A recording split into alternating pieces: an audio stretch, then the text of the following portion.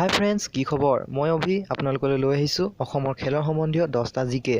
যিকেইটা অসমৰ চাকৰিসমূহত প্ৰায় আহি থকা দেখা যায়। তেন্তে আহক আজি আমাৰ এই ভিডিঅ'টি আৰম্ভ কৰোঁ। অসমৰ কোনগৰাকী খেলুৱৈয়ে প্ৰথম অৰ্জুন বঁটা লাভ কৰে? তেওঁ হৈছে ভোগেশ্বৰ বৰুৱা। অৰ্জুন বঁটা বিজয়ী অসমৰ দ্বিতীয়গৰাকী খেলুৱৈ কোন? তেওঁ হৈছে মনালিছা বৰুৱা।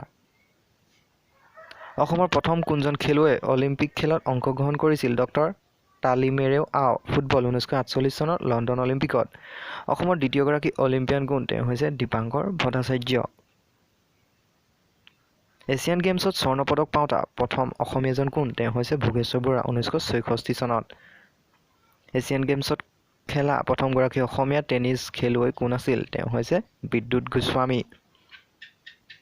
ভাৰতৰ বক্সিং দলত স্থান পোৱা অসমৰ প্ৰথমগৰাকী খেলুৱৈ কোন আছিল? তেওঁ হৈছে বিতোপন শইকীয়া। ৰঞ্জী ট্ৰফীত 73 ৰান কৰা অসমৰ প্ৰথম খেলুৱৈজন কোন আছিল? তেওঁ হৈছে ৰামপ্ৰসাদ কাপুৰ। অসমৰ প্ৰথম কোনগৰাকী খেলুৱৈয়ে ভাৰতীয় ভলীবল দলত স্থান পাইছিল? তেওঁ হৈছে অভিজিত ভট্টাচাৰ্য। ভাৰতীয় ক্ৰিকেটৰ এই দললৈ নিৰ্বাচিত হোৱা প্ৰথম অসমীয়া খেলুৱৈগৰাকী কোন? তেওঁ হৈছে জাভেদ জামান। ভিডিঅ'টো কেনে লাগিলে জনাব আৰু যদি ভাল লাগিলে লাইক, কমেণ্ট, শ্বেয়াৰ আৰু ছাবস্ক্ৰাইব কৰিবলৈ নাপাহৰিব। আজিলৈ বিদায়। জয় আই অসম।